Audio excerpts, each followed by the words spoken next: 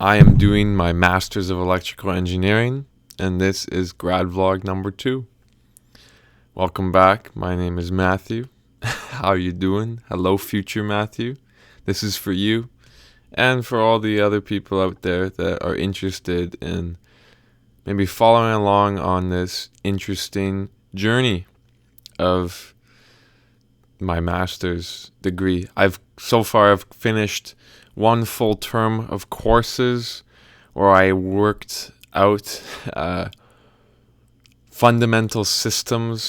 foundations of mathematical systems, some introduction to machine learning.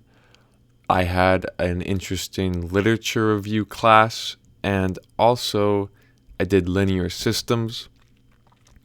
These were very preparation courses, I would say. I took them with an intention to enhance my mathematical ability, and hindsight come now into the future, I'm very glad I did, because so many of these topics have been appearing in my new classes that I'm taking. Also, I should mention I'm hanging some laundry. I'm in my little bubble here. I'm hanging some laundry to dry because the dryer did not dry it correctly. But as I was saying, I'm very glad to have taken those, because in my current courses, I am doing now, what's it called? I'm in an advanced MRI imaging for the brain class. I am in a deep learning class, so kind of an extension of the machine learning introduction that I had. And I'm in a optimization and control class. And I kind of took these with the insight to, I didn't necessarily need the deep learning for what I want to do, but I think it's an important thing to kind of take, especially in the direction that our world is going towards. So I wanted to get some exposure to that. And because I'm in grad school, might as well take it. And utilize my time wisely instead of just taking it because I have to, but kind of flip around that mindset of taking it because it's exciting to take it. And my optimization and control theory class is kind of an extension, or actually in parallel with linear systems, because linear systems was all about control theory, and now optimization and control is all about optimization. So they kind of almost go hand in hand. You can't talk about optimization without kind of giving control theory examples, and likewise, you can't have really good control theory if you don't know how to do some optimization. So I think optimization is just in general a incredibly useful skill to have, just to have a formal a formal course on it would be very useful, because I know that it will come up time and time again in every single field, and again, it will enhance my mathematical capabilities. I'm doing the advanced MRI course because that actually complements what my thesis is going to be on, where I'll be doing some sort of RF coil design for MRIs. So that actually teaches a lot of the fundamentals, and I'm looking forward to that. And an interesting part is these courses are all kind of project-based. And something that I've been learning about is kind of like using my time in grad school more effectively for my future ambitions and whatnot, because grad school is an opportunity for you to kind of become your best self and learn. I've previously had a professor tell me that you're going to look back on those times and be like, I actually had a lot of time to do cool things. So, in spirit of that, the project-based courses can be very useful because, for instance, the project that will be in the MRI, advanced MRI class, I can utilize that time and energy and put it towards something that can complement, or I don't know if complement is the right word, but complement and kind of go in conjunction with where my thesis will be. Similarly, my optimization and control theory class is heavily oriented to a final project, and the instructor wants us to have a conference paper out of that course, which is an ambitious goal, but again, I can utilize that time to produce maybe an optimization, an answer to an optimization problem that pertains to my thesis in like the RF coil theory design part of stuff. Those are kind of crazy words. If you're not in electrical engineering, I don't blame you. But the other course, deep learning, is also project based, and we could do a project that kind of, we could do a project that just we get learning experience from and kind of call it a day. But we're at that weird stage in our kind of careers in life where like the real world does exist. So me and my friends, my group members, were looking at more so to do a deep learning project that pertains to solving more of a real world problem, so that potentially it could spin off into a startup of sorts after graduation, or just kind of opens a door for prospects and kind of some learning, How do you think about a real world problem and apply deep learning to it to solve it? I feel like that would be a very good experience to have. So I have my work cut out for me. I'm also reading academic publications pertaining to my thesis. So the one I just read was kind of on introductory to RF coil design, and I'll be getting more into that later. Like as the year goes, or the term goes on, just a bunch of readings and stuff. And that's been really nice, actually. I feel very motivated to be doing what I'm doing, and I especially enjoy the flavor of my thesis being in the field of MRI, because I have such high affinity for the brain, and I know that MRI is not necessarily only for the brain, but I feel lots of its applications we see are in brain imaging, and just kind of learning more and more about the coupling of those two fields is very exciting, and I'll still be able to graduate with heavy knowledge in like electromagnetics and stuff, which in my opinion is a very good field to kind of orient yourself in the grand scheme of electrical engineering, because electrical engineering just in general is good, but if you're kind of like myself where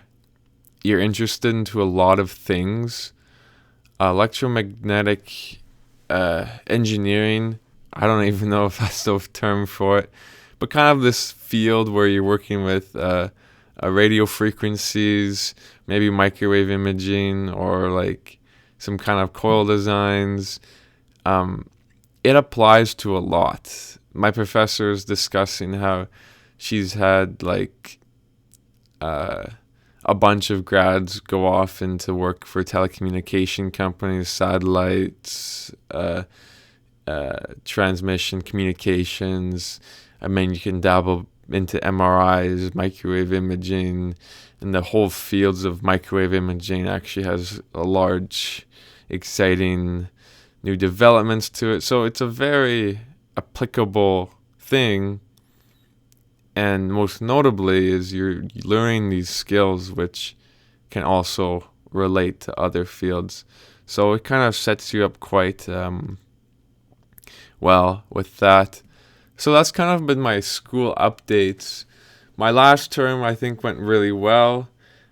Because I'm in a new city, it has been interesting to feel the difference between what my first term was like and now in my second term. And the reason why I say it's interesting to feel the difference is because in my first term, if you think about it, I was new to the city. I was new to kind of living on my own and stuff. So there's more of a life aspect, learning curve to just kind of doing those things on top of the studies. And then now, coming into this term, I feel like I can definitely load a lot more onto my plate because I have some quality systems in place now to kind of keep me going. That's actually something I would like to maybe make some videos on one day of like, I guess kind of like motivational content and how to kind of orient your life to achieve your goals and actually start. Because it's actually quite a big passion of mine, and I've been striving since I was quite a long time ago to kind of set myself up for success and think about the future and kind of how your own actions, how they create this cascading effect into your future.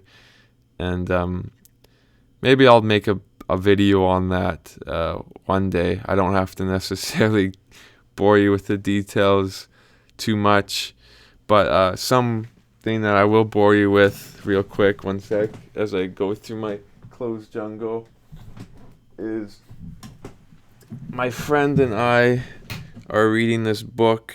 We're gonna do like a book club on it. It's called Godel, Escher, Bach.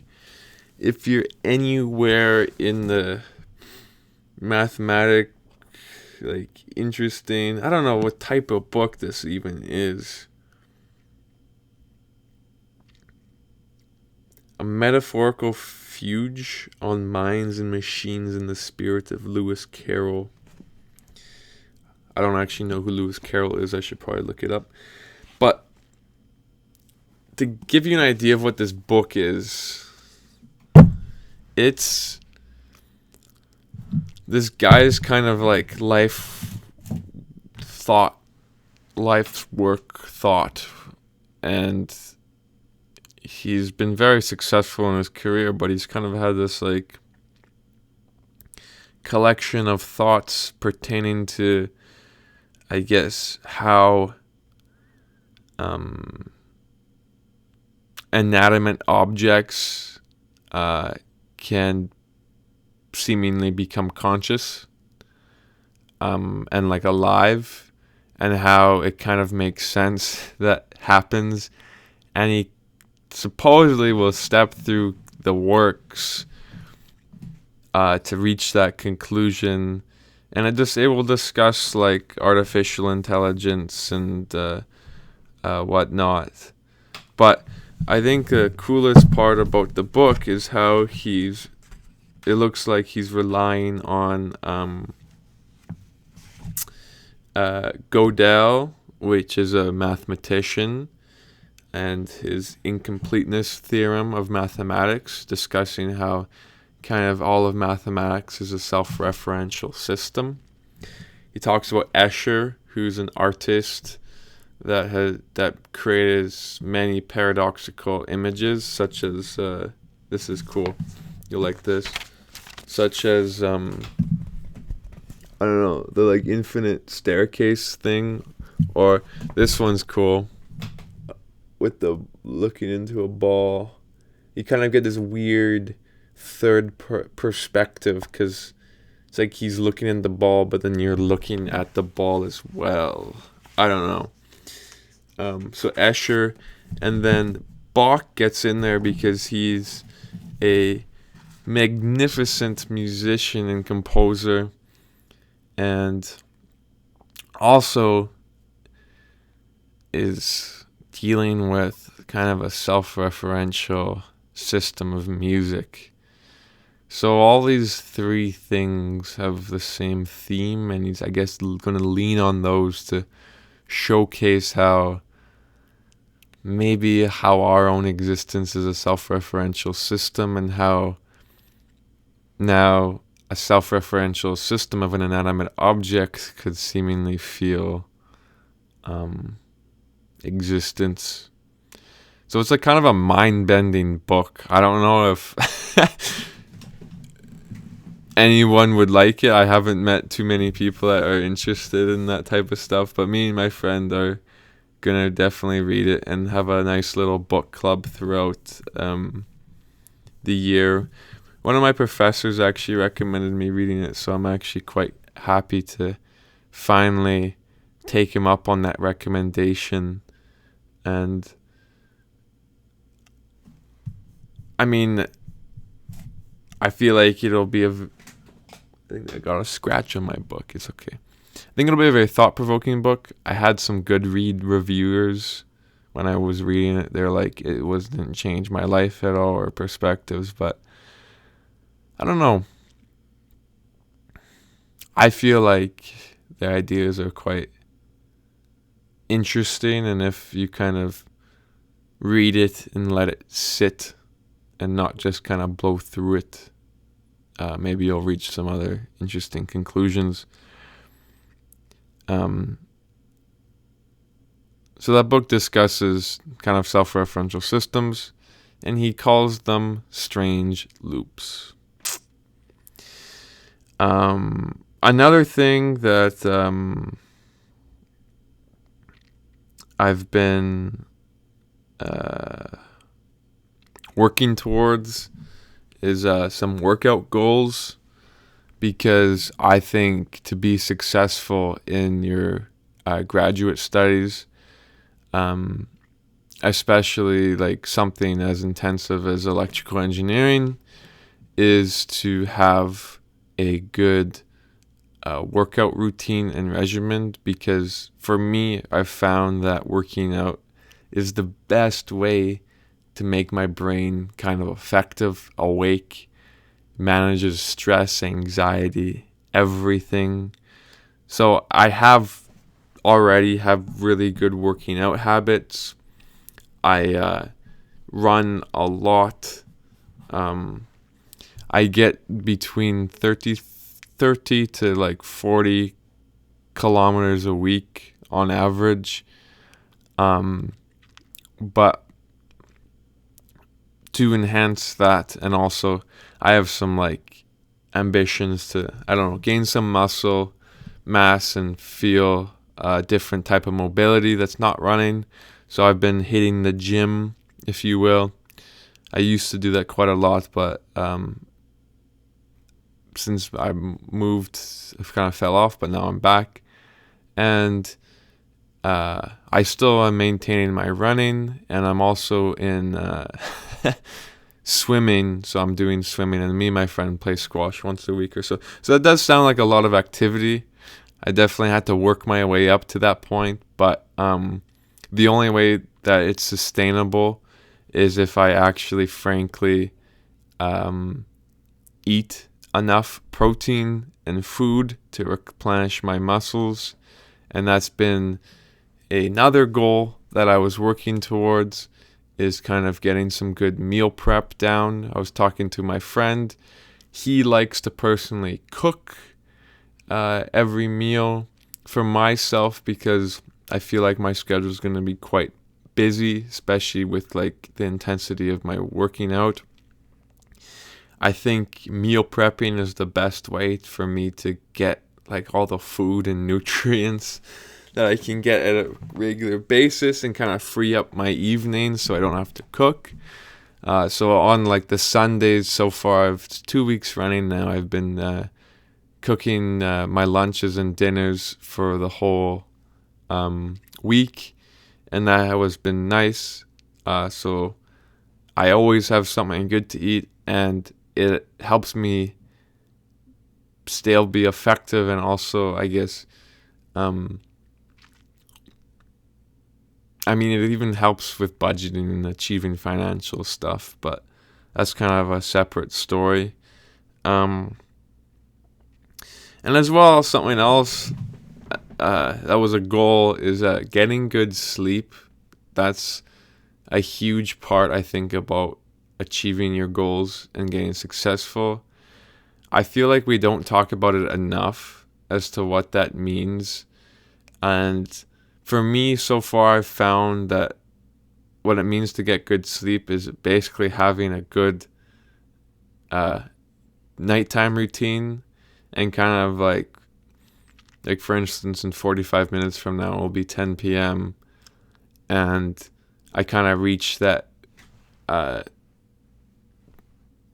period of the night where I have an alarm that goes off on my phone, and I kind of try to meander my way to bed by, I don't know, winding down, dimming the lights, reading a book, and kind of preparing for sleep.